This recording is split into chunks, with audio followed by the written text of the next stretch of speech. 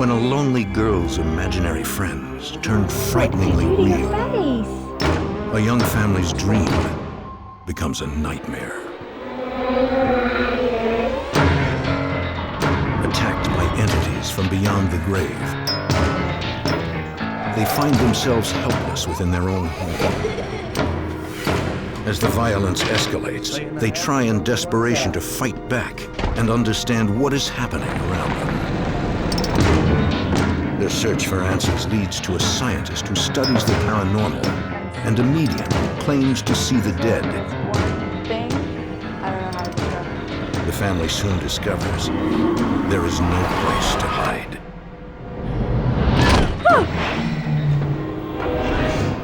Before they can find peace, they must first come to terms with what lies behind the haunting.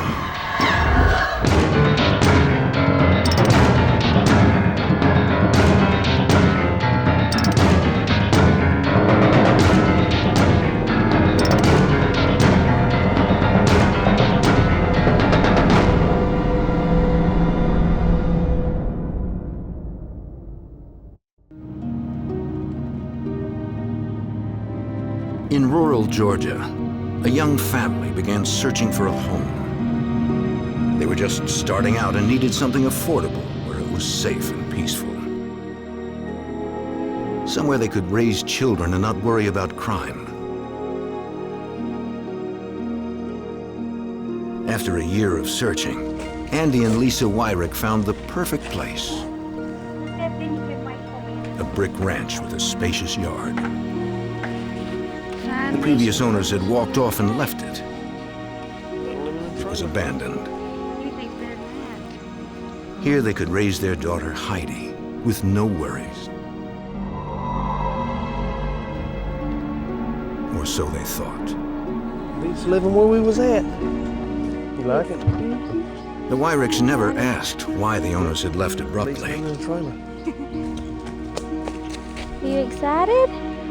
Finding the house was their good fortune. It was all Andy had hoped for and more. I was happy. I wasn't but 21 years old, bought my own house and thought I was, something.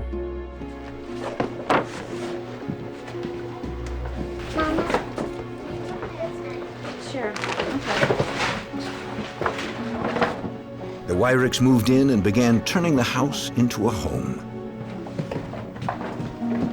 We were just trying to make do with what we had, and we did. We was happy as anybody could be.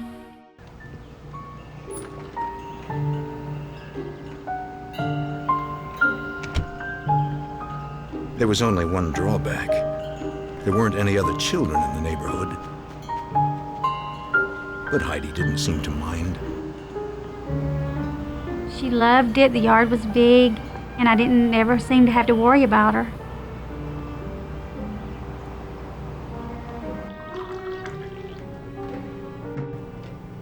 I want to say it was in March. It was late in the afternoon. Andy was at work, and Heidi had wanted to go out to play.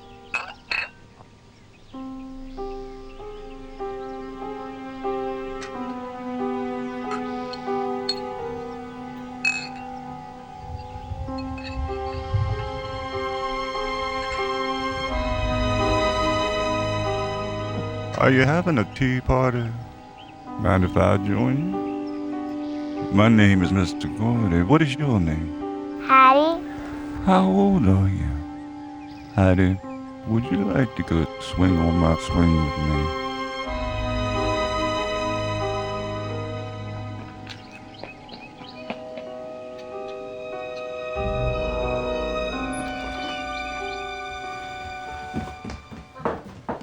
Mama, can I go swing on the swing with the man?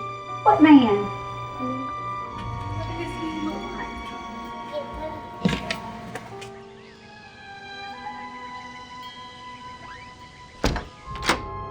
No, we don't play with people that we don't know. We don't talk to anyone or play with anyone. You sit right here. We're gonna call your dad. First thing that comes to mind is somebody wants to kidnap her. I guess that'd be any parent's first reaction. Can I please speak to Andy? Andy, it's your wife. Hello. Andy, can you please come home? What's the matter? Heidi said there was a man outside. A man? He wants her to come outside and play. You keep her inside and don't let her go out. You keep all the doors locked. And I'll be just as fast as I can get there. All right, please hurry. Bye. We don't play with people that we don't know. We don't talk to anyone or play with anyone ever.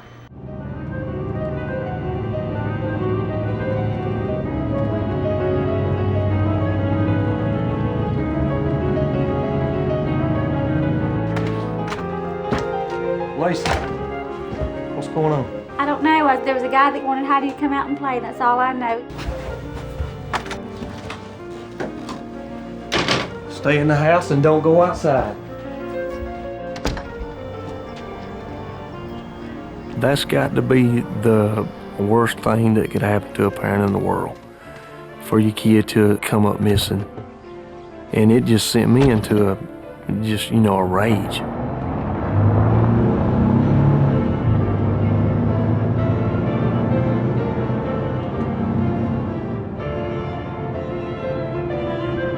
I didn't know if he was trying to lure her off or abduct her, kidnap her, or whatever, because you don't know about people these days.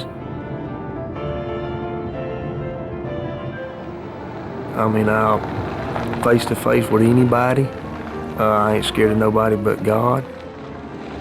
But I never did find nothing. As the weeks passed, Heidi mentioned the man several more times.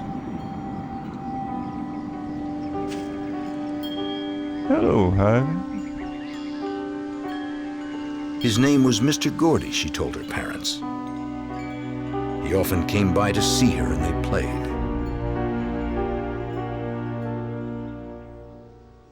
She described him as having grayish silver hair and wearing a dark suit. The Wyricks asked their neighbors if they knew a man who fit this description. None of them did. Push me higher, Mr. Gordy.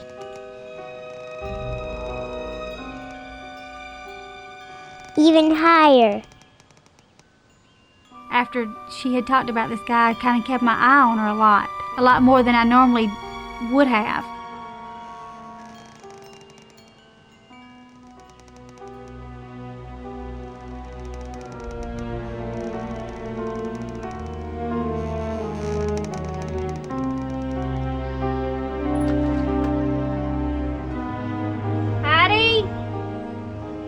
Heidi, I need you to come in. Okay, Mom. Lisa never saw Mr. Gordy. She began to wonder if he was just an imaginary playmate. Mr. Gordy! She'd tell me the next morning that Mr. Gordy had came while she was in bed and talked to her, and sit on the bed and talk to her. I gotta see Mr. Gordy today, Mama. Mr. Gordy seemed to be everywhere and nowhere. She talked about him constantly.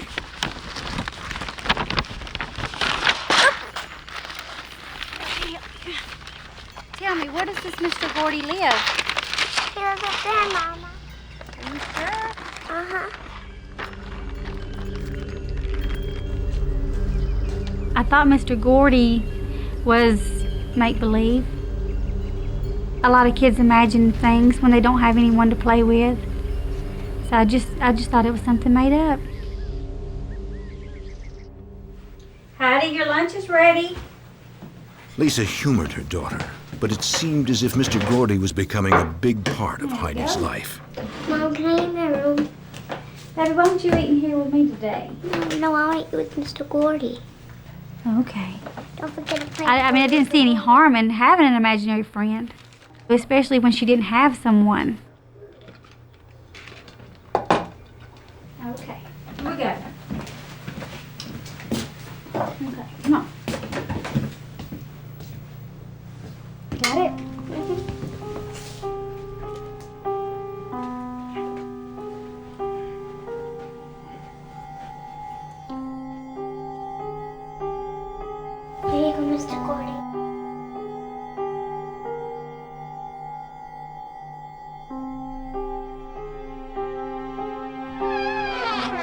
The extra plates of food she brought him always remained untouched.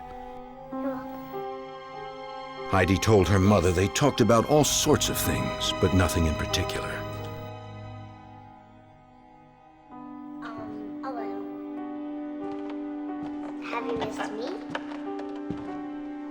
Lisa grew concerned that Heidi was spending too much time by herself.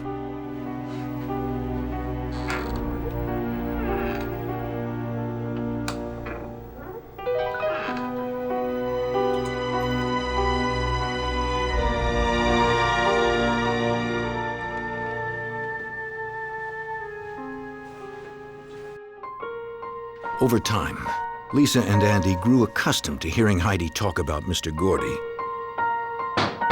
It seemed to be innocent child's play.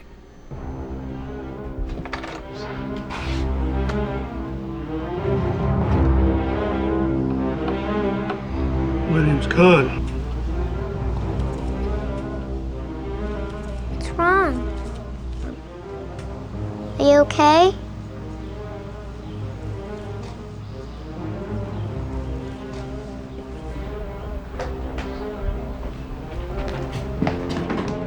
Heidi calmly told her mother about the man. Who's at that door, Mr. Gordy? No, Mama. He has blood on this shirt. Are you sure it was blood on him? Yeah, Mama. You stand right here. Don't you go anywhere. Stand right here. When Lisa heard there was a man at the door with blood on his shirt, Right there. suddenly, it was no longer a game.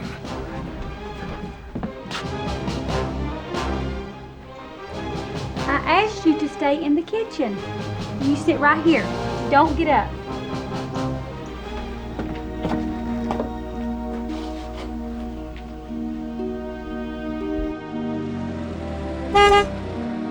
Are you okay?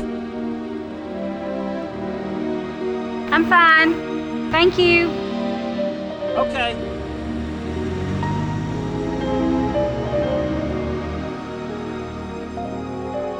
Lisa was now certain this was another one of Heidi's made-up stories.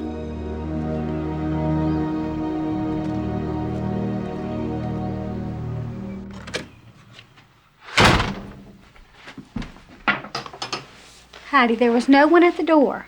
There was no one outside. But I saw him, Mama. Well, how did Mr. Gordy get blood on his shirt? It wasn't Mr. Gordy. Well, from now on, I don't want you to answer the door. You let me get it from now on, okay? Okay, Mama. Okay.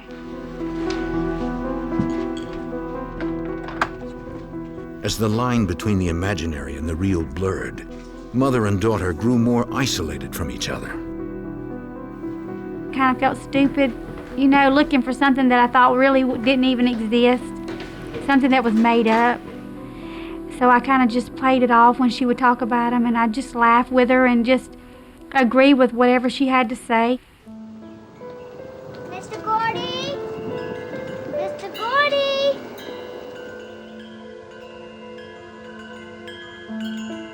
Months went by, and Heidi's bond with Mr. Gordy grew stronger. Lisa and Andy believed Mr. Gordy and Con were the same man, someone she had created in her mind. I like you very much, Heidi. I like you too, Mr. Gordy.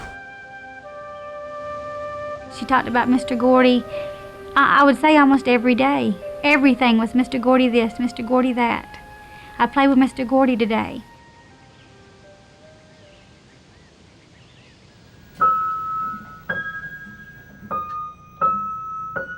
Although Heidi spent long hours by herself, she appeared to be happy.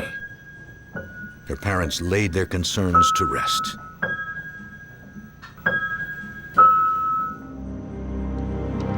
But then, another entity made its presence known.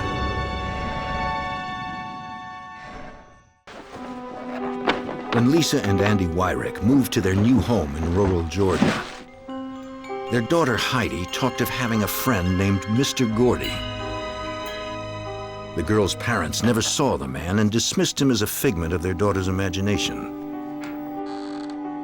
Yes, have you missed me?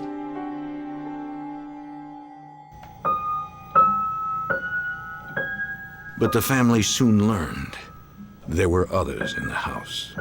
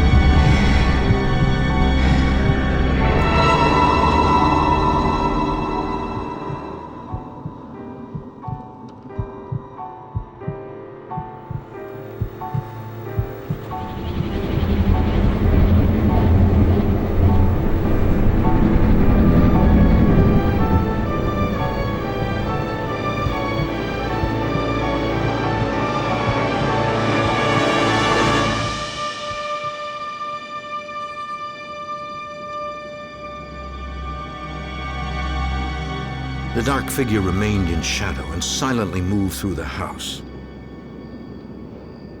No matter what her father said, Heidi no longer felt safe.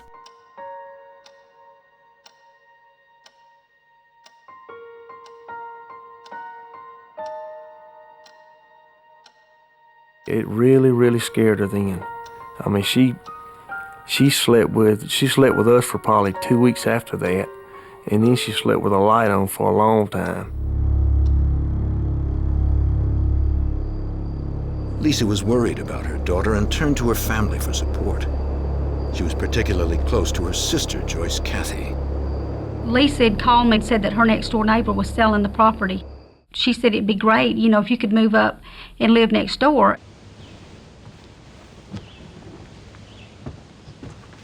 As she was moving in, Joyce noticed Heidi playing in the yard. Mr. Gordy? She heard her niece speaking to someone.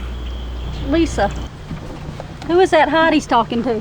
Oh, it's Mr. Gordy. She talks to him all the time, her imaginary friend. Mr. Gordy? Mr. Gordy? Joyce found it disturbing that Mr. Gordy was Heidi's constant companion.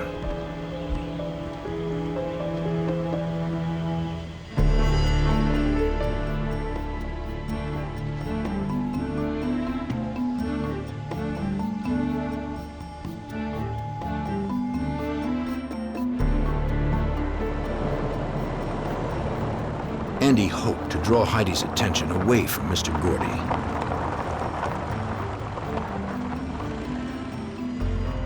He brought home a new pet.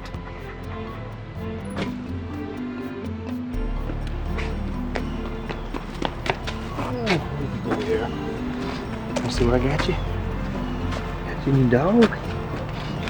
Named Sheba. You like it? You got somebody to play with now.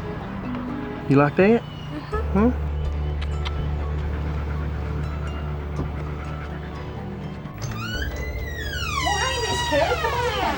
Joyce, how you doing? I'm doing fine. How you been? Good to see you. Joyce had bought the property from Miss Kelly, whose family had lived there since the early 1900s. Once Joyce was settled in, Miss Kelly stopped by for a visit.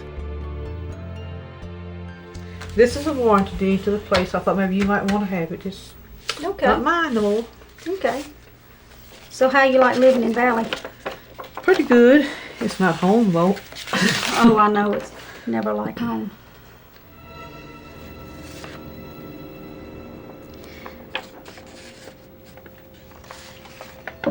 Miss Kelly. Who is this here James Gordy? James Gordy. He was a lifetime friend of the family. So he wasn't a relative? No. He took care of my mother's business. He signed all her legal papers and everything before. Where does he live now? He used to live in this two-story house up here on the right as you go toward Waverly Hall. Right up on the main road? Uh-huh. And then in 1974, they moved to Columbus. Well, where's he living now? He's Do you know? dead. He died in 1974. He's dead? Uh-huh.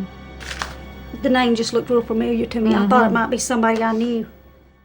I had this great big knot in my throat because that was the first time that we had seen the name. I mean, I immediately thought, I wonder if this is the same Mr. Gordy that Heidi's been talking about. Miss Kelly said James Gordy had gray hair and always wore a dark suit, just like the Mr. Gordy Heidi described. You're not going to believe this. Look at that.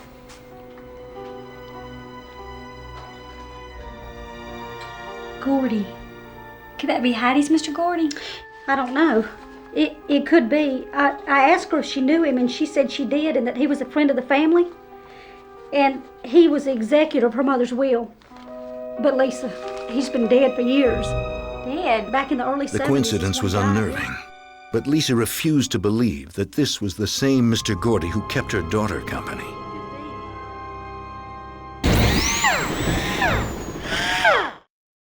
Lisa needed answers. She went to the library to learn everything she could about James Gordy. Looked it up on microfiche to see when he had died and saw where he was buried. Then looked up the deeds to the property, and there was his name, and his name was on several things. He was the caretaker of the people that had lived there. That's it.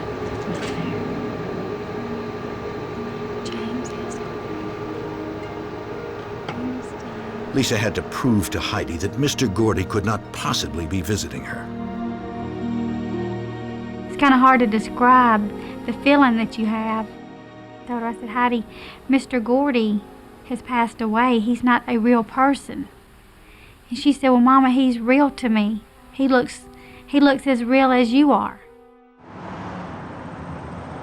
Heidi had asked, could we visit his grave? Lisa and her father-in-law drove Heidi out to the cemetery.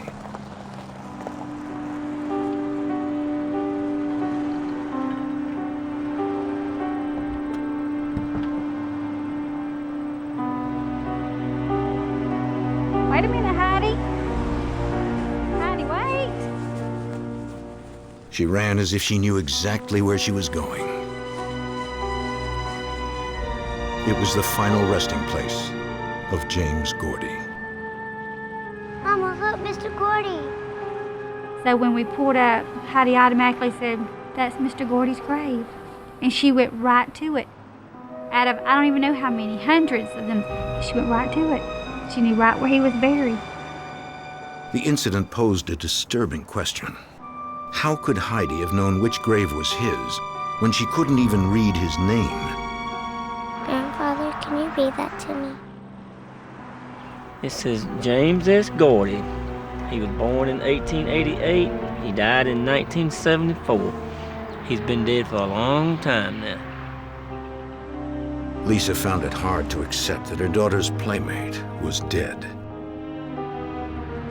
But now there seemed to be proof.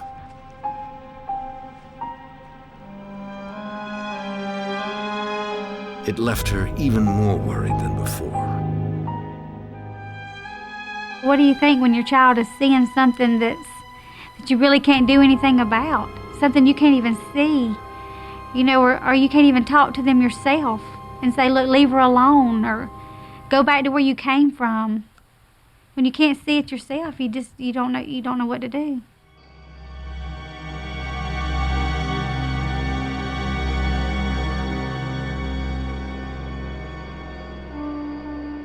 In times of crisis, Lisa relied on her close-knit family. Her niece, Kelly Brown, came by for a visit.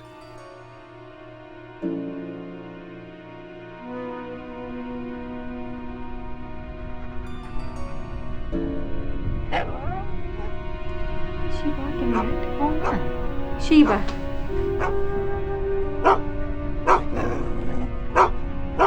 Oh, what's she barking at? Be careful.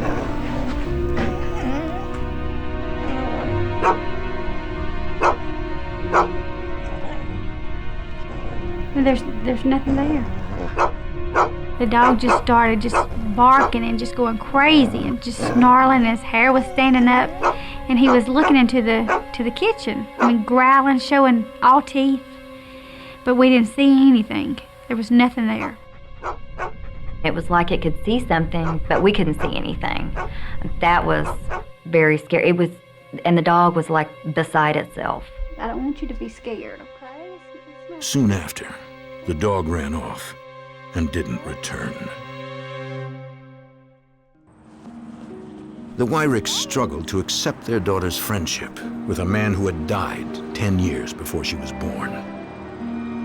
Heidi claimed Mr. Gordy was real and that he came to see her every day.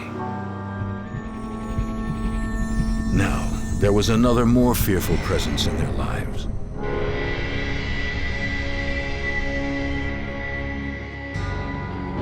Lisa was determined to make sense of what was happening. She called Miss Kelly, whose family had lived next door for more than 80 years, for help. Lisa asked her if there had ever been any unexplained activity on the property. Miss Kelly said no. Miss Kelly's got some old pictures of her family she'd like for you to look at and see if you recognize anyone. Take your time.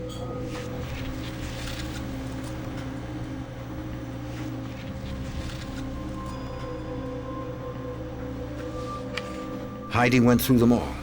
When she came to an old, yellowed snapshot of 5 people, she recognized someone. That's Con, the one with the blood on his shirt. Are you sure? Yes. You sure that's Con? Mm-hmm. It was Con, the man who had appeared on their doorstep in a bloody t-shirt, his hand in a bandage.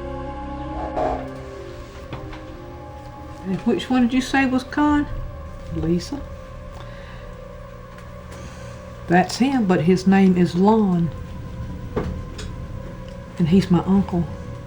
And he got his hand cut off when he was a real young boy in a cotton gin up here. You've got to be kidding, Miss Kelly. I'm serious, honey. I am serious. That is When him. Lon was a teenager, said Miss Kelly, he lived on the property. Lisa suddenly realized that the man Heidi claimed to have seen on their doorstep was not Mr. Gordy, but another person who was also dead. He passed away in 1957. Just to know the fact that he had passed away and had lived on this land scared me to death. I was very scared. Lisa's fear came from not knowing what might be lurking inside their home and why they had chosen her little girl.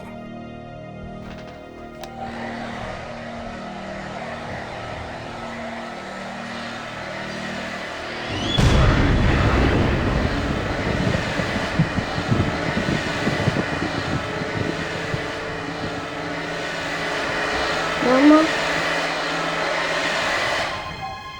What, Heidi? Are you sure you won't be scared if I tell you this? No, I won't be scared. There's a man behind you.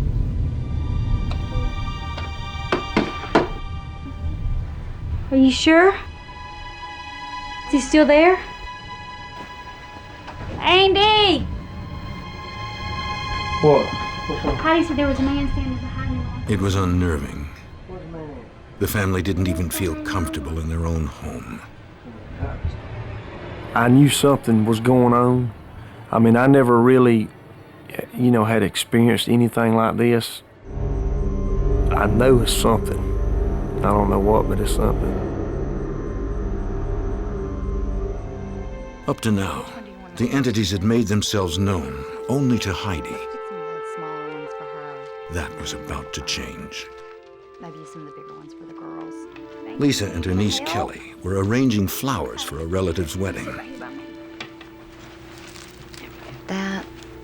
Look for some of maybe the smaller ones.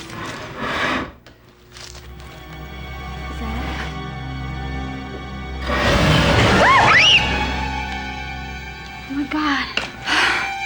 What do we do? Let's get out of here. When you're there in broad daylight and a chair moves, you really, you don't have any other alternative but to know something's in the house. What that something was, only Heidi could see.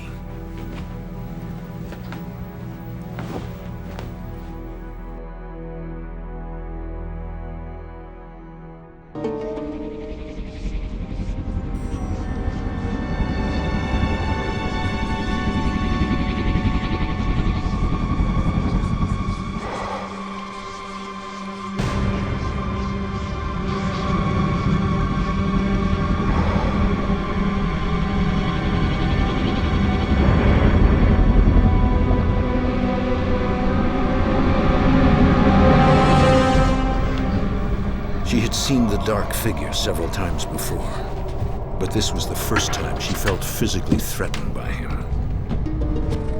Seeing an apparition, is one thing, but, I always heard that, they could never harm you. Ooh. I'll come to this. I got you some chips. Chips. Come in, let me tell you something. They're getting heavy. Heidi was again having trouble sleeping. She told her parents she wanted to leave the house. Andy tried to assure his daughter there was nothing to be afraid of. While they put up a brave front, Lisa and Andy were beginning to have their doubts. At this point, I was undecided. I talked to my husband about it. Should we move? Because I knew then that the house was haunted. He said, well, let's just wait a while, see if it gets any better. Of course, it didn't.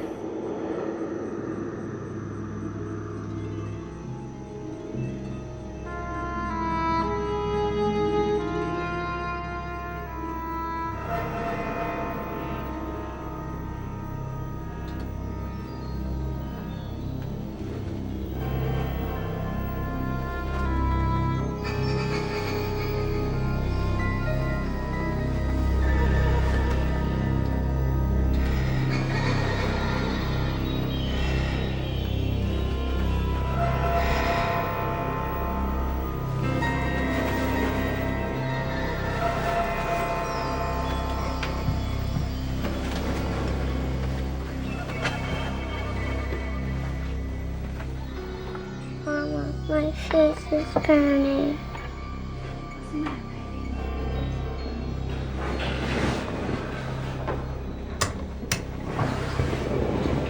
Oh my God, what happened to you?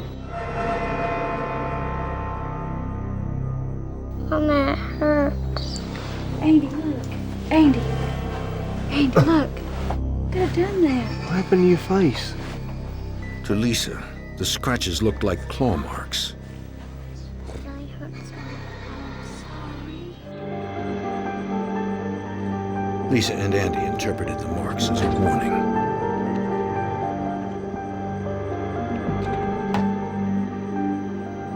That night, the Wyricks stayed with relatives, but got little sleep. They worried about what to do next. They were now locked in a battle of wills with forces they could neither see nor understand.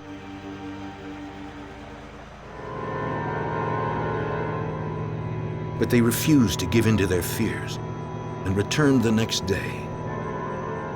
It's really caused a lot of strife in the family because, they don't really know where to turn. They really would like to sell the place, but financially it just hadn't been feasible for them. The night after they discovered the scratch marks on Heidi's face, Andy awoke with a severe pain in his side. Come here, look. Oh my God. Look, this is weird. It's happened to Heidi and it's happened to me. What is it? I don't know, but it's burning so bad I can't hardly stand it. As soon as I woke up, my side was just burning like fire. And I had 3 claw marks going up my side. I knew that something, was doing it, but I didn't know what. In trees around the property, vultures gathered, watching and waiting. The Wyricks felt things were going to get worse. The very next night, Andy awoke with more claw marks.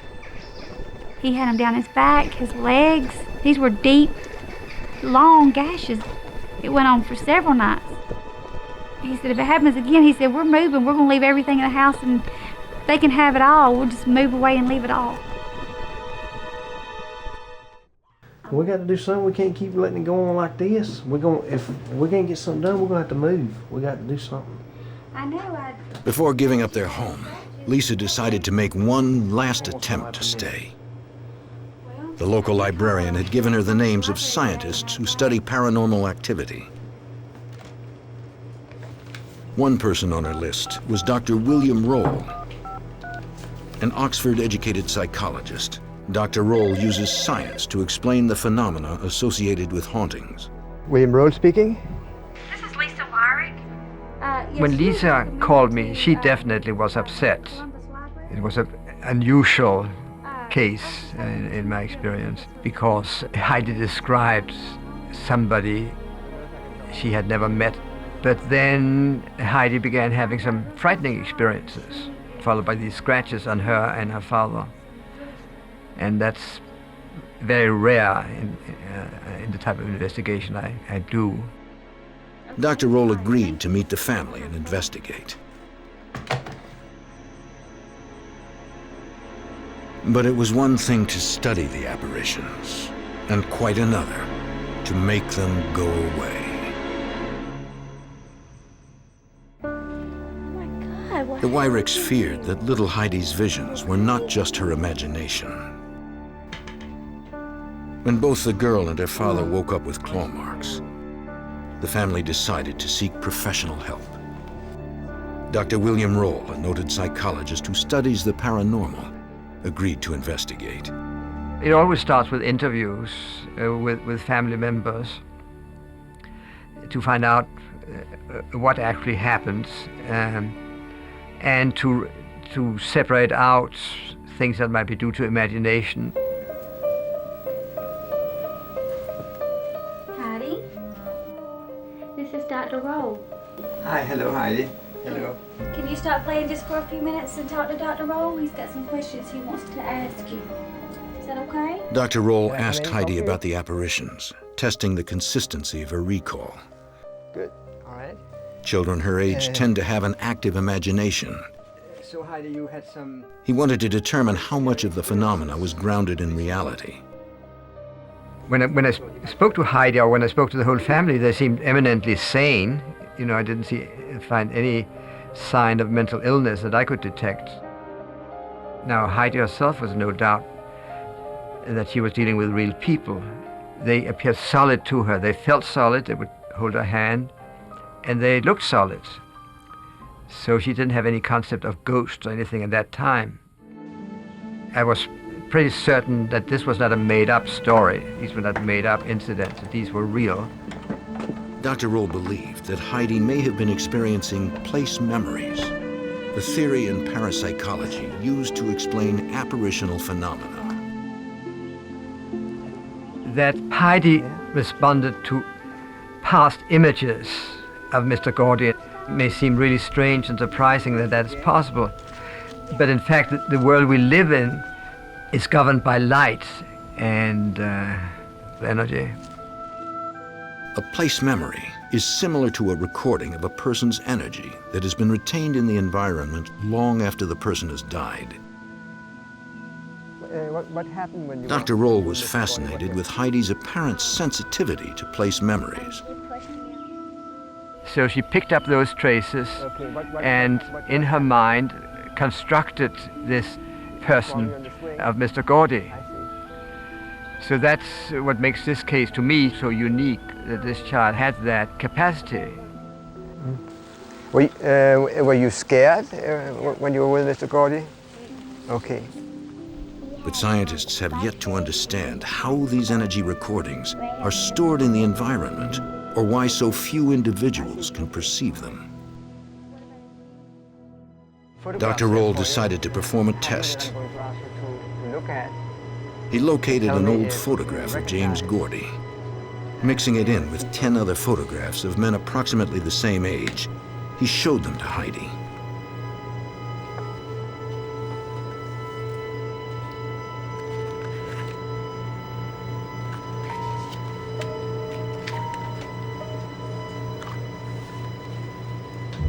As she neared the bottom of the pile, she stopped.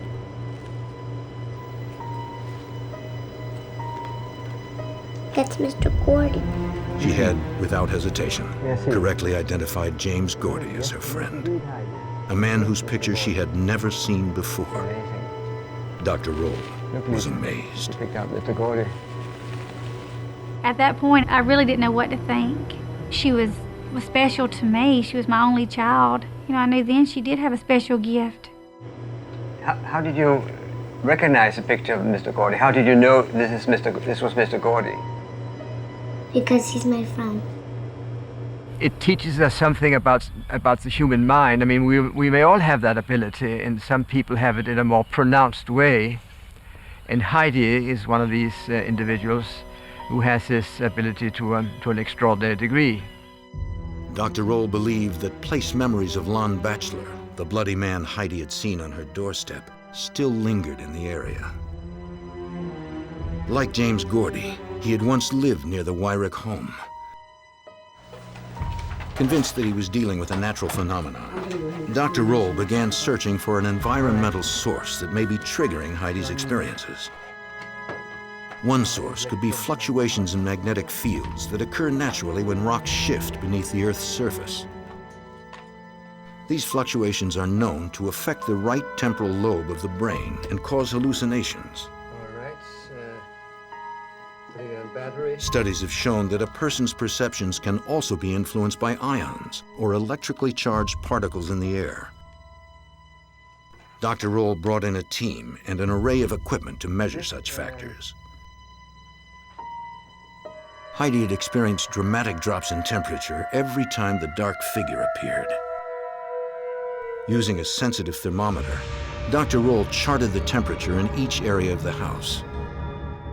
The experience at a haunt site typically include drops in temperature, sometimes increases in temperature. But the house was a constant 18 degrees Celsius. When Dr. Roll tested for ions in the air, his equipment pegged the scale. We found a source of strong positive ions close to Heidi's room. Scientists have discovered that positive ions have a negative effect on a person's mood and perceptions, and may be affecting Heidi. By the wall, 1 milligauss. To measure differences in the magnetic field, they used an electromagnetometer. Power lines, electrical wiring, and household appliances are known to cause magnetic fluctuations. For a person as sensitive as Heidi, these too might result in hallucinations. Nothing unusual at all about the electromagnetic readings in the room. The magnetic fields appeared normal.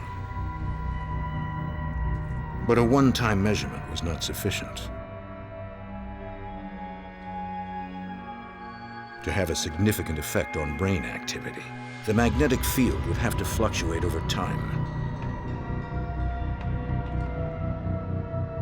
To determine if this was occurring, Dr. Roll wired the house with sensors. During the night, a computer would record the readings. What he would discover, he hoped, would finally end the haunting. The apparitions, once seen only by Heidi, were making themselves known to other members of the Wyrick family. A team of scientists led by Dr. William Roll was called in to unravel the mysterious occurrences. During the night, a computer recorded electromagnetic activity that might explain the haunting. The next morning, Dr. Roll examined the data. The readings taken the previous day averaged around 0.1 milligauss.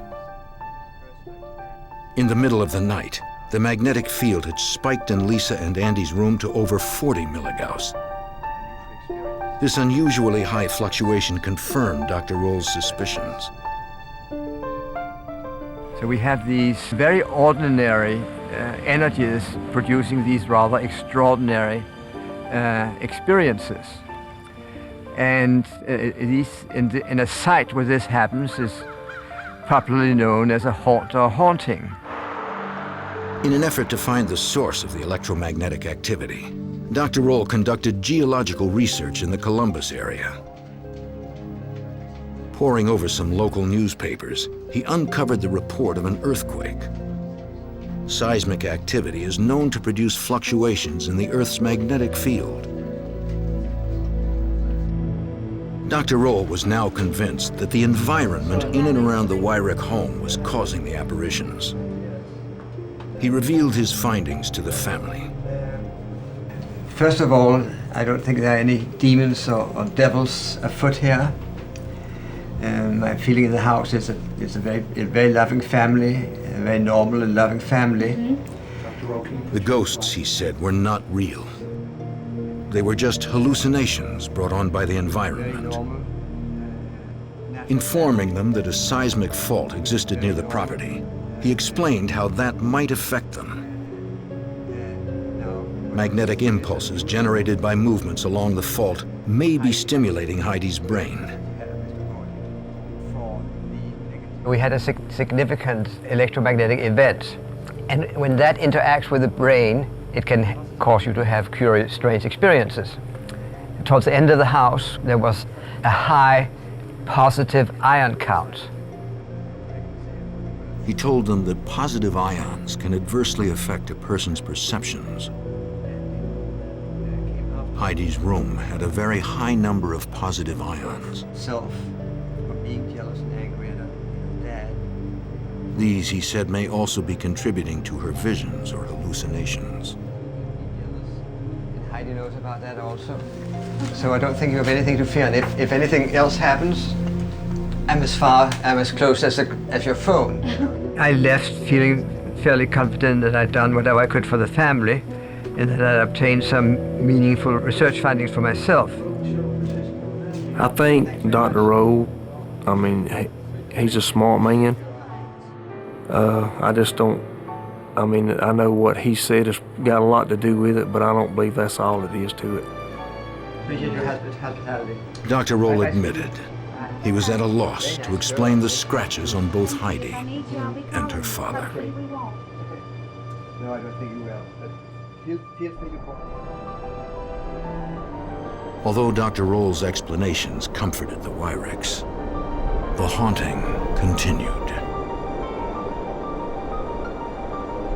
As the years passed, the family tried to put their fears to rest. They happily welcomed a new addition to the family, a baby girl named Jordan. Heidi had grown accustomed to seeing ghosts. Though she was still afraid to be alone in the house, she adjusted and made friends at school. Heidi began to see Mr. Gordy less and less. By the time she had grown into her teens, the old man who had been her childhood companion was a distant memory. It's been a while since I've seen Mr. Gordy. I do miss seeing him, you know, and I always will.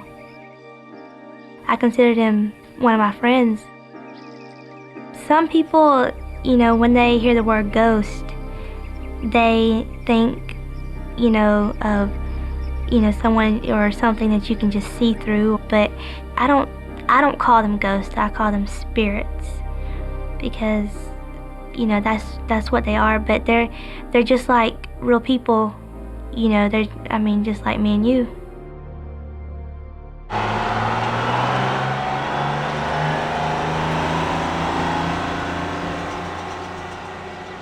Although Mr. Gordy had faded from Heidi's life, a more sinister presence continued to assert itself.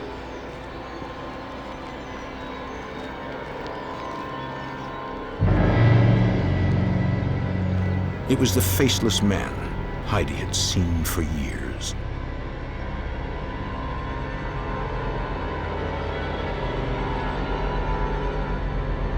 The dark figure even appeared on the porch of her aunt's house next door. He just walked right into the wall and just walked right through it, and so then I knew it wasn't a man. I didn't see his face. I didn't even see, you know, anything but except a dark, like a black figure of a man. I didn't see, you know, his clothes. I mean, it was just black, but it was the figure of a man. And I just remember being, you know, really scared. What do you want us to do on here? What is it? Heidi confided her fears to her best friend, Montine Bryant. Over the years, Montine had also witnessed unusual activity at the Wyrick house. What was that? Nobody's here, is there? Mama, he's gone.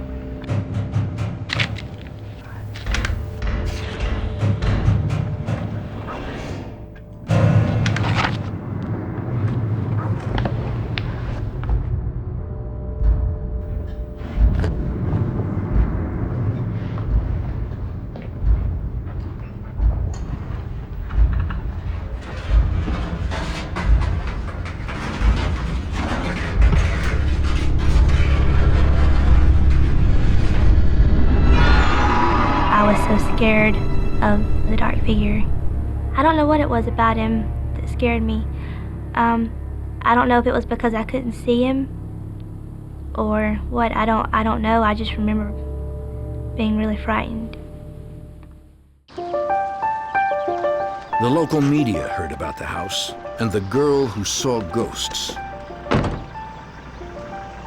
One newspaper reporter who was intrigued by the paranormal called the Wyricks to schedule an interview. As he approached the house, he sensed a presence. There was something at the window, something evil. The reporter refused to come nearer. Soon the entire community would know that the Wyrick house was haunted. Heidi's had a real hard time with it. When everybody first got wind of it, that she was seeing these spirits. Everybody made fun of her. They're never gonna let her live it down. Heidi had to contend with the terrifying apparitions and with the stigma of being different. Boo! Boo! Why don't you shut up? Nobody seemed to understand what she was going through.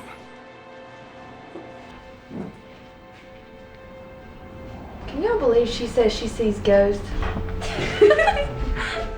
Heidi felt isolated and helpless.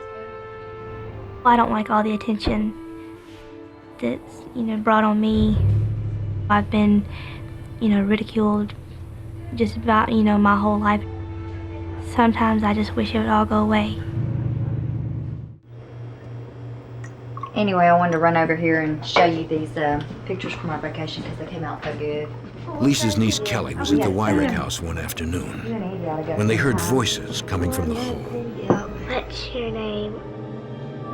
Are you one of Heidi's friends? Who was Jordan talking to?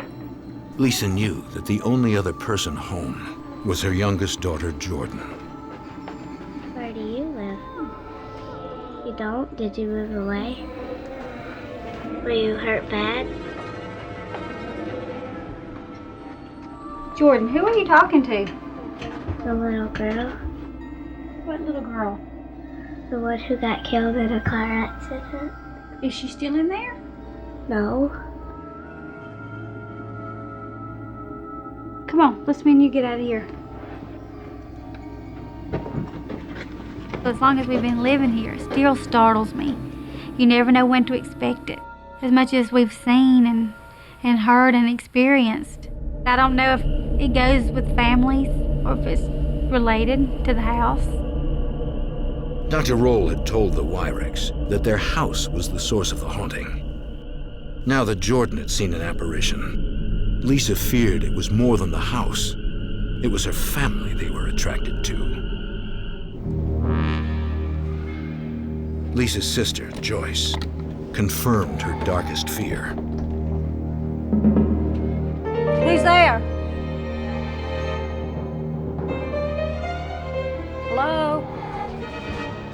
One night, when she was alone, she heard laughter in the hall.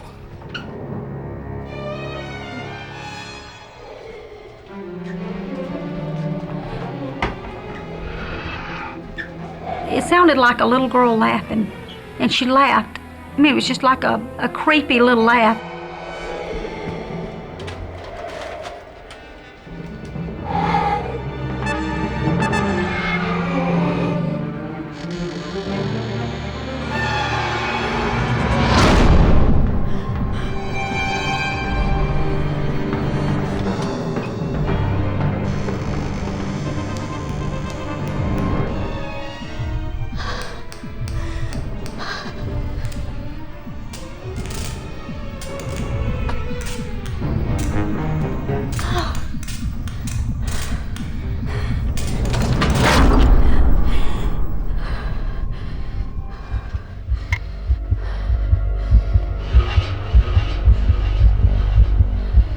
you know, this is not funny anymore. This is not childish play. Something's going on. When you see it firsthand, that's really what scares you. And that's really when you say, you know, there really are ghosts.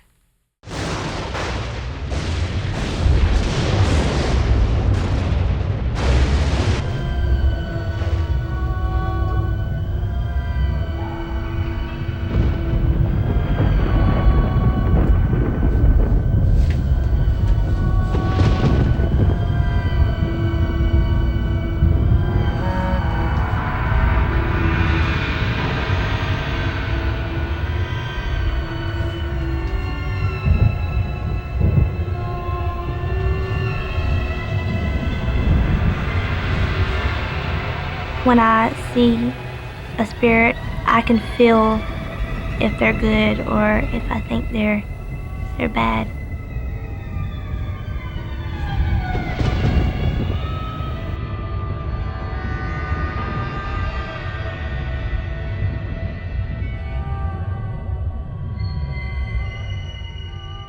Like the little girl, I didn't really even think anything of it.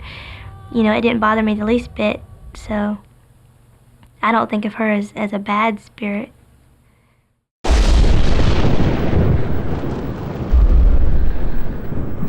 Lisa didn't share her daughter's feelings.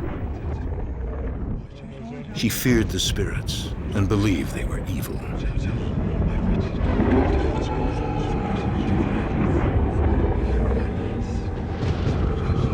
Andy.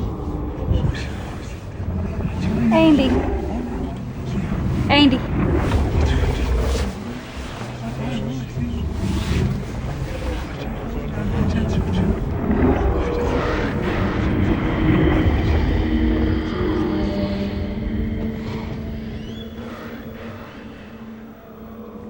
I cried all night.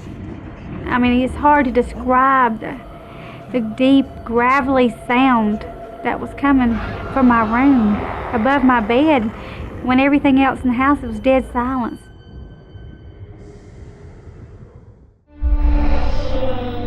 For over 10 years, the Wyricks had experienced encounters with the dead. Starting with the benevolent Mr. Gordy, the entities grew more terrifying as time passed. Now, Lisa Wyrick believed the spirits in the house were evil.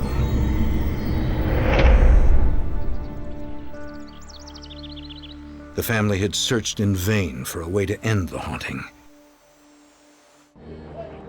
In desperation, they turned to their faith. They began attending a new church headed by Brother Stephen Shelley. Hallelujah. And I went in the matchless name of Jesus Christ in the power of God's word to cast out devils. Brother Shelley believed in demonic spirits. He assured the family that they had the power to rid themselves of the entities. We're here tonight to tell the devil that he's lost this battle. Hallelujah!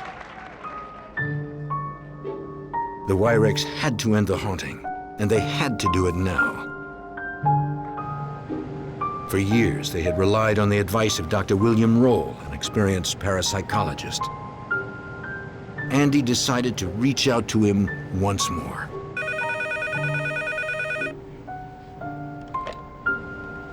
William Roll speaking.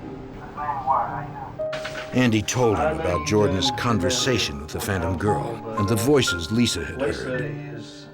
She is in bad shape. Dr. Roll understood the family's growing fear. It's just done got out of control, and we don't know what else to do. People very often don't like to talk about haunt phenomena because they think that they're harboring demons. There was this worry about another world that intruded on their lives and that might be dangerous and demonic. From my point of view, we're dealing with natural occurrences, very often unusual or strange or unexplained natural occurrences, but they are still natural as far as I'm concerned. Dr. Roll agreed to return.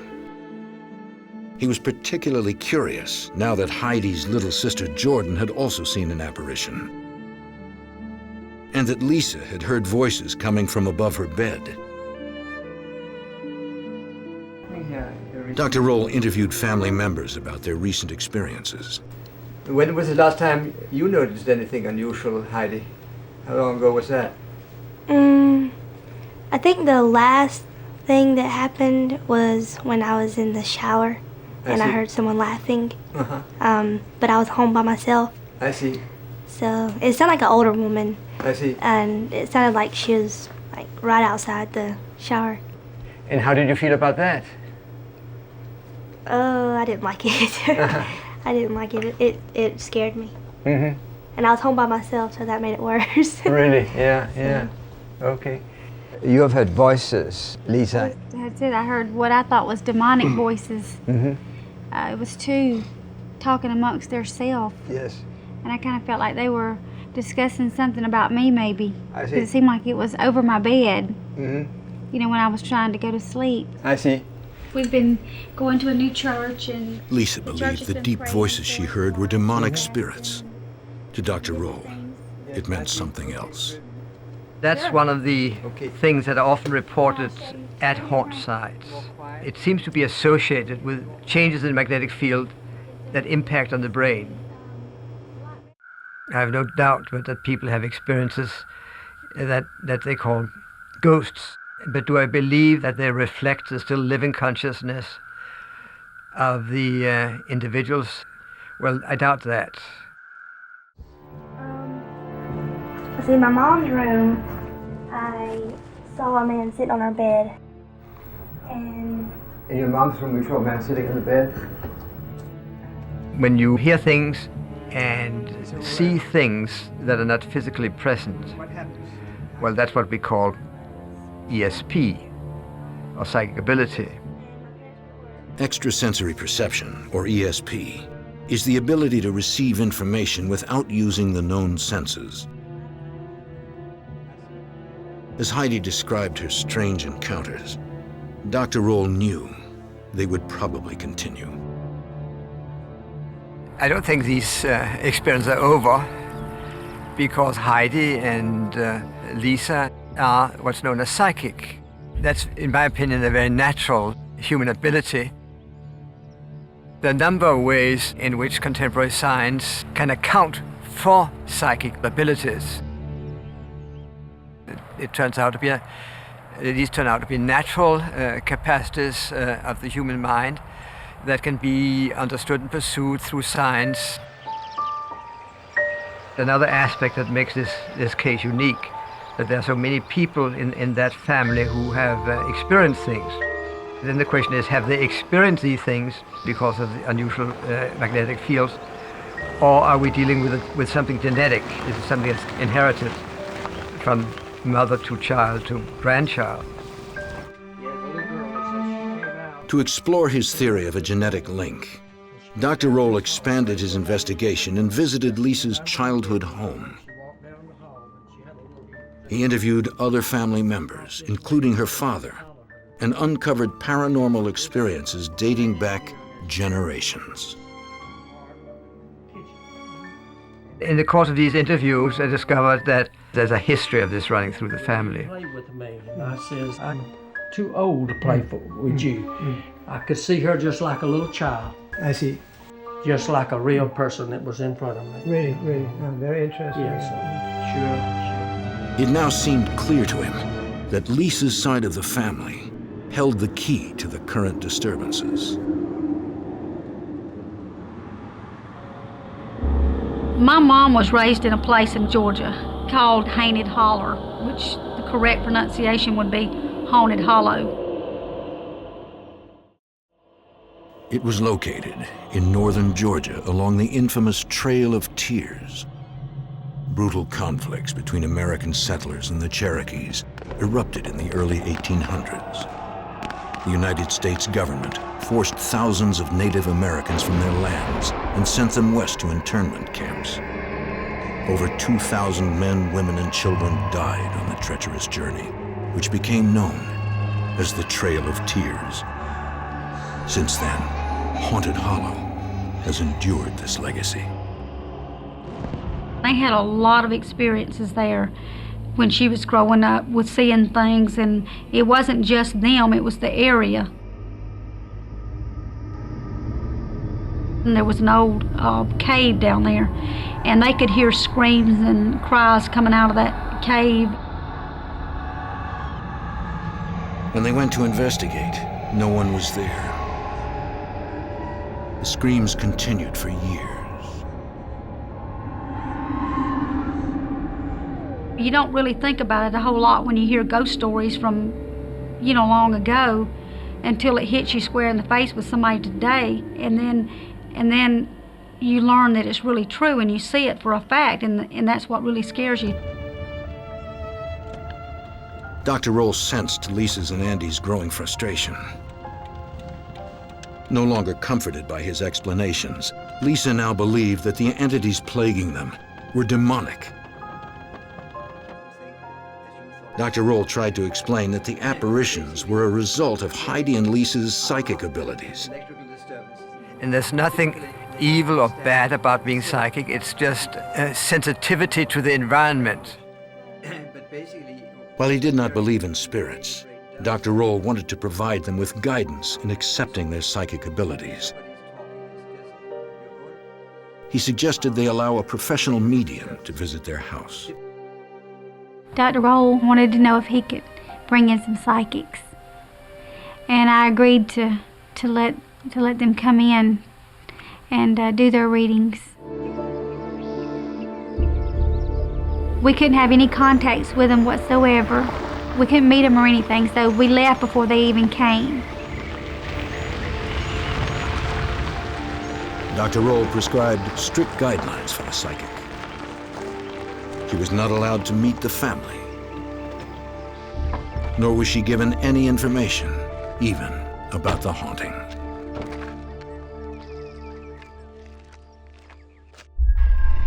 The Wyricks were living in fear, plagued by dark figures, their sleep disturbed by disembodied voices. They felt like strangers in their own home.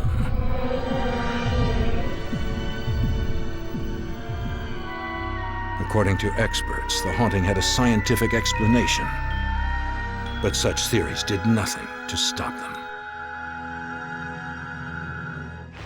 At the request of Dr. Roll, a psychic arrived at the Wyrick house.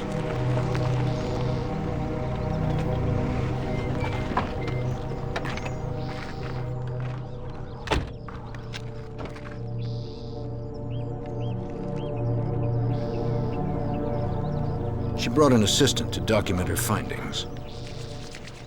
Wow. The footage could later be compared to the family's claims. What I'm seeing here is just so much, it's thick. It's like a wall of energy. And Amy Allen claims to have psychic abilities. She calls herself a physical medium, which is someone who can communicate with the dead. When I was a child, I didn't really understand that these people were dead. They were just people that were around me. The first experience that I had as a child that I can recall was not a pleasant one at all. I came into contact with these entities. It was a man and a woman. They would appear in my closet. They would talk to me for hours. One night, they wanted me to come with them. And I didn't understand, being 5 years old, what that meant. So they wanted me to bite an electrical cord. So I bit the cord and got electrocuted. I associated that pain with them. Didn't want to have anything to do with them anymore. And I remember them, that I would go to the bathroom and they would be down the hall on the wall and they would kind of peel down and look at me. And there was a lot of fear, a lot of fear. It took Amy many years to come to terms with her abilities. Now she provides assistance to families who are being tormented by unexplained phenomena. Families who have lost all control. At the Wyrick house, Amy felt a strong supernatural presence all over the property. She encountered an entity she referred to as the caretaker. I got simply the feeling that this person was attached to the property, was attached to the houses, was attached to the people. This entity was, in fact, very good, gentle, and was a protector, is a protector. Like I got initially a caretaker, While Amy sensed spirits outside the Wyrick home, she encountered even more inside. The little girl was very solid, to the point where I hesitated a moment and thought that she could possibly be living. And that is extremely rare. Up to this point, Amy had only sensed gentle spirits. But in the shadows lurked a powerful and menacing presence. The first entity that I came into contact with that made me feel uncomfortable was one that consisted of 3 different elements, 2 being 2 deceased elderly gentlemen, 1 being a younger male that had basically no face. It was kind of blacked out, kind of like a mask. I had never before experienced anything of this nature, and I didn't know what to make of it at the time. And the feeling around this energy was very negative and angry, and I was very uncomfortable, absolutely uncomfortable with it. Amy's findings were eerily similar to what the Wyricks had been experiencing for years. She seemed to validate the family's claims. Several entities inhabited the property.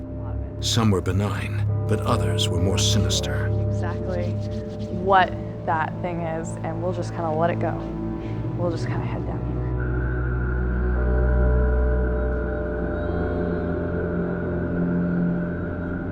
While Amy embraced Dr. Roll's findings, she also believed that spirits of the dead haunted the property, and that they were drawn to the Wyrick family.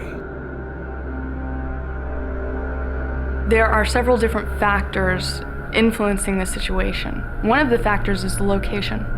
It has a high energy reading. The second is that both mother and daughter are mediums. They both have abilities. The family could not just move and expect nothing more to happen to them because of the fact that they do have these abilities. Things will happen periodically throughout their lives. It's not something that you can just escape from. After Amy finished reading the house, she presented her findings to the family. I do not believe that the Wyricks are plagued by demons. These entities that come through that are dark or negative in any way tend to be people that were not great people in life. They were angry. I've run into serial killers, I've run into, murderers, rapists, so on and so forth. And they were very angry, obviously, in life, and they're still angry in death. And the interesting thing is that on investigations, I've noticed that they can manipulate how we perceive them, basically feeding off of our fear. But Lisa believed that the spirit described by the psychic as angry and agitated was demonic. She was terrified of what would happen next.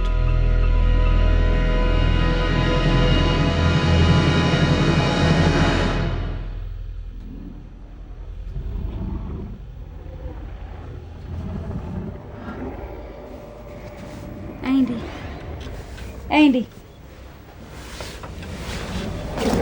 Andy.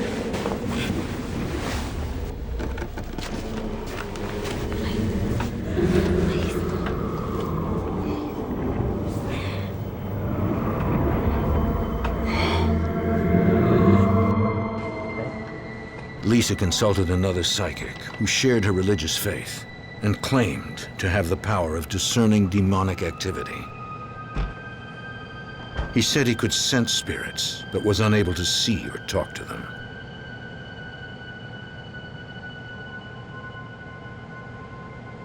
Well, it's not like it's... The moment he entered the house, he detected a powerful entity. And it's as if I can just sense his presence. Like right here? It's in this been area? more right around this area right here. But this is the strongest? Yeah, right around here. But it's not like it resides right here. This is where I sense it. And it's as if you're passing by somebody.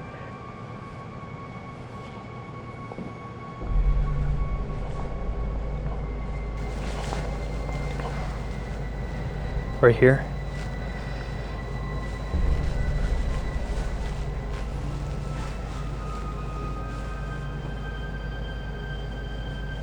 It's very heavy in here.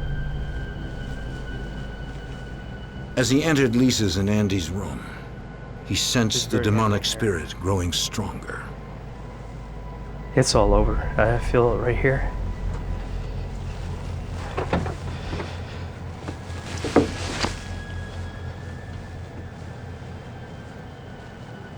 Right here. It's as if it's right in this area, right here. It's like going this way. In Heidi's room, the medium also sensed a demonic presence. It felt less heavy, as if something were struggling against it. Another spirit, a protective one, seemed to be in control. When I come through that door right there, I can sense it.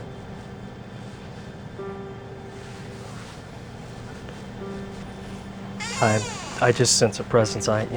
It's very strong in this room right here. And as you walk in, the closer you get to that wall over there in that corner, it kind of subsides.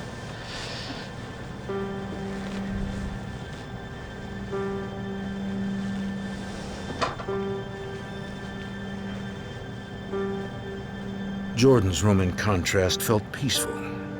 But as he approached the doorway, he sensed a spirit trying to get in. Right here. Right here. I can sense a demonic spirit.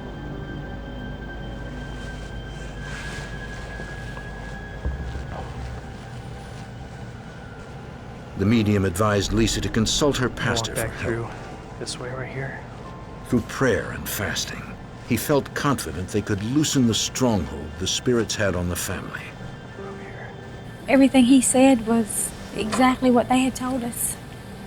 They had the same feelings in the same exact spots, right in front of the fireplace, basically. They told us that was the entryway from one room to the other.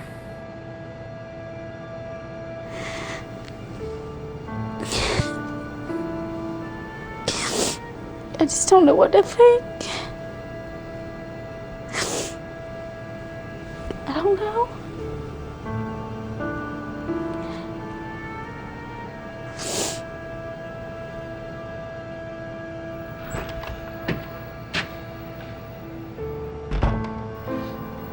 What's wrong with you? Why are you crying? Huh? That guy came in here. He said Dad felt some really bad spirits. Well, we need to quit worrying about all these people coming Lisa in and Andy were at their wits' end.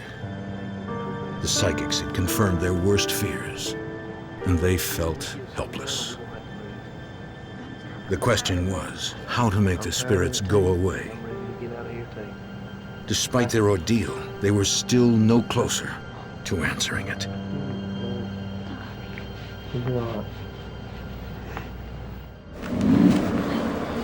The haunting had taken a toll on the Wyricks. Heidi had seen apparitions for years, but now too had most of her family. And it seems to be Experts in the paranormal had brought them no relief. exchanges are taking. And I just kind of hoped that it would get better over time. It didn't get any better.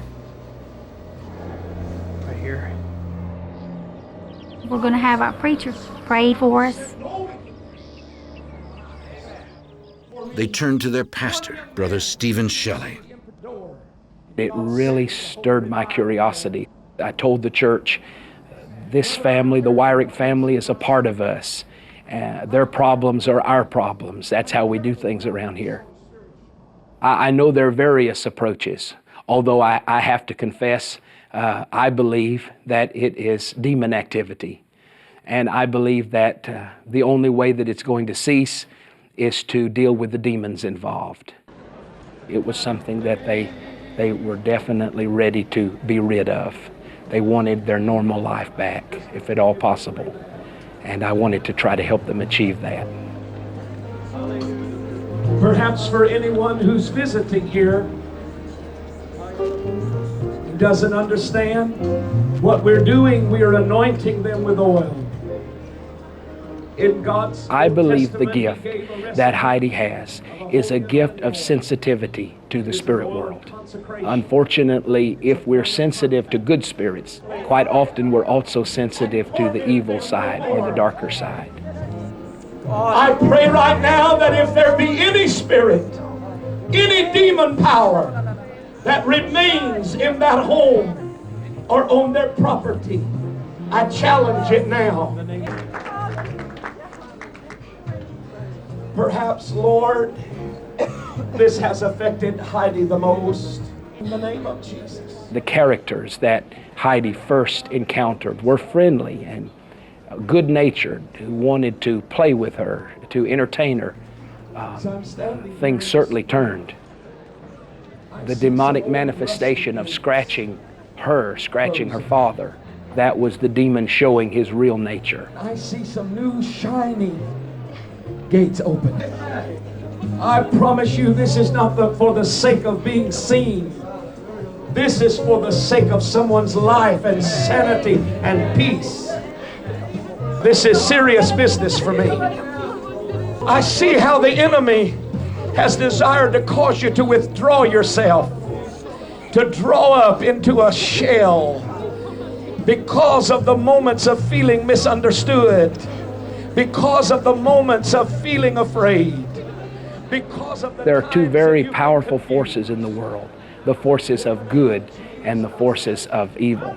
And I believe that all things that happen are motivated by one of the two.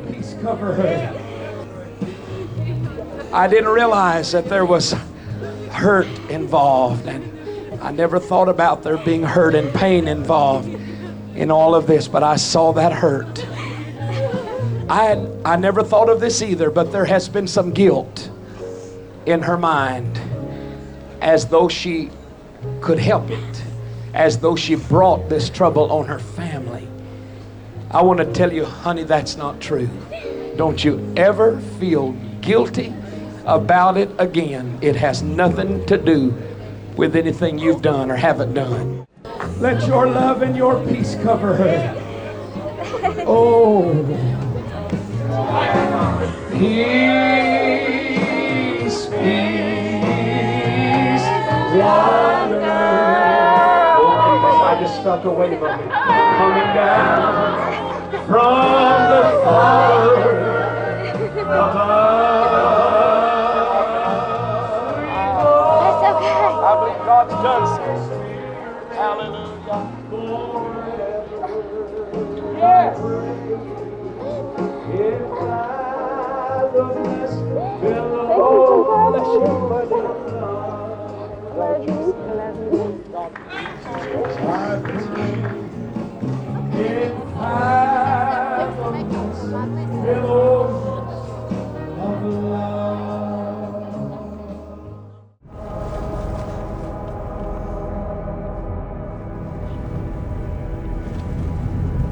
You feel better about tonight? Yeah, I feel better. You feel better, Heidi? Yeah, I feel a lot better. I don't know, after what he said, I think it'll be alright now. I mean, but you know that he said that you feel like everything that had happened, you kind of felt like it was your fault, and you know it's not.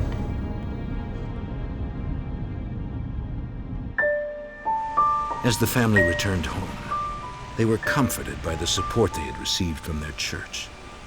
They felt stronger and more confident.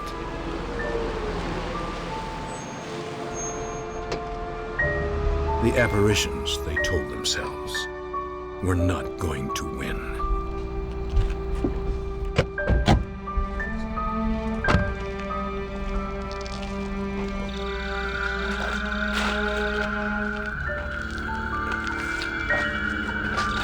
So you feeling okay?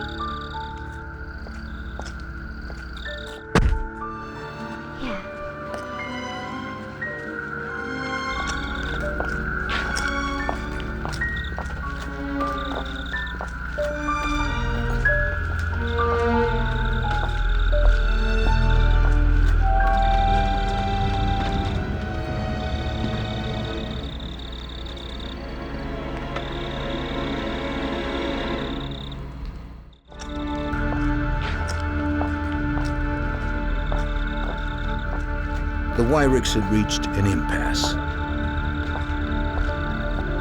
They had to find a way to stop the haunting.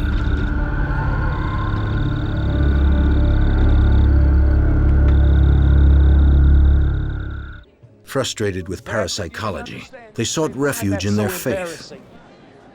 To shield the family from demons, their pastor, Brother Shelley, anointed them in a ceremony at the church. I do not believe in ghosts. I believe that this was the work of demon spirits. From the beginning, the Wyrick family was targeted. They were marked by evil spirits, and until they're ultimately cast away from them or driven away from them, these demons would follow the Wyrick family wherever they go.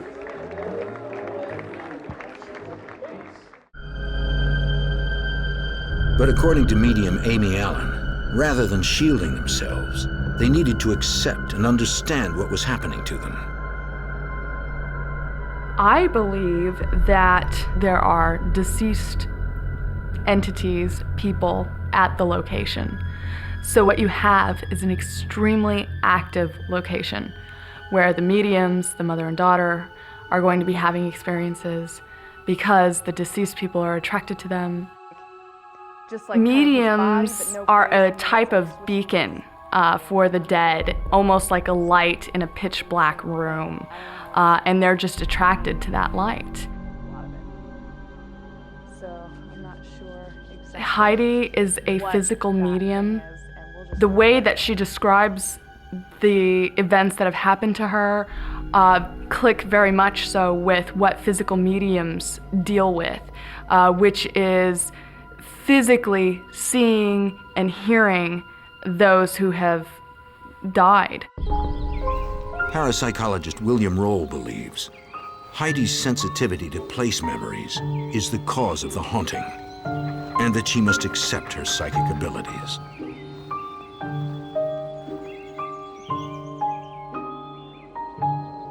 Many people are convinced that haunt experiences are evidence of life after death. In a case such as the Gordy case, at least fragments of deceased individuals continue to exist. If you are psychic, you have an additional mode of perception. So for people who allow this to happen in their lives, they are at an advantage over the rest of us. Heidi displayed psychic abilities, psychic sensitivity. This is possibly genetically based because her mother and grandparents also have reported experiences like this.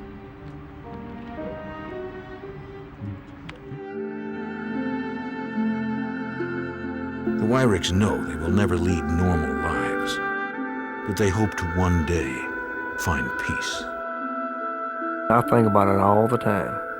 I mean, I lay down at night and I'll sit there and lay there, you know, and I'm just wondering, you know, is something gonna happen? And I just finally go to sleep and nothing happens.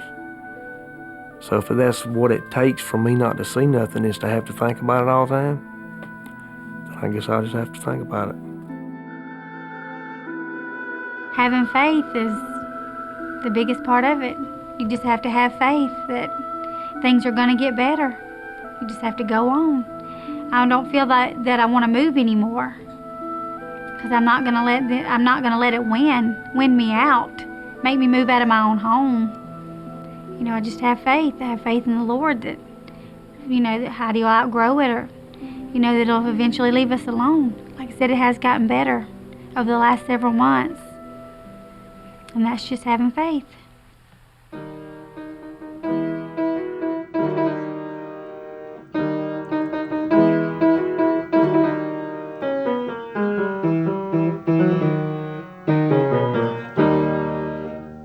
We don't have as many things happen now as we used to, but I mean, things do happen, you know, with me.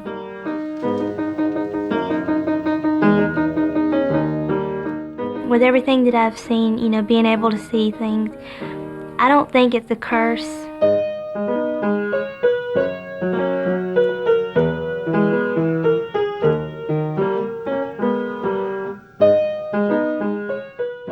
I don't know if it's a gift or not.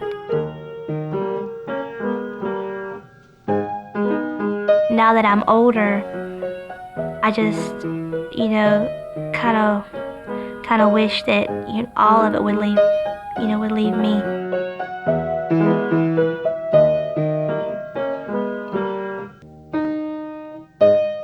I do have some things that has happened that I don't, you know, I don't even like talking to Mama and them about.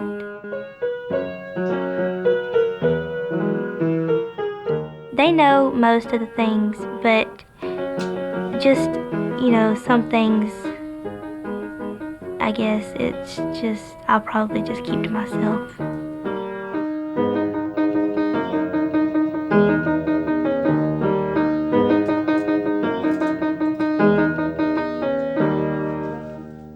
Heidi continues to see spirits. According to those who study the phenomena, she always will. And there is nothing she can do to stop it.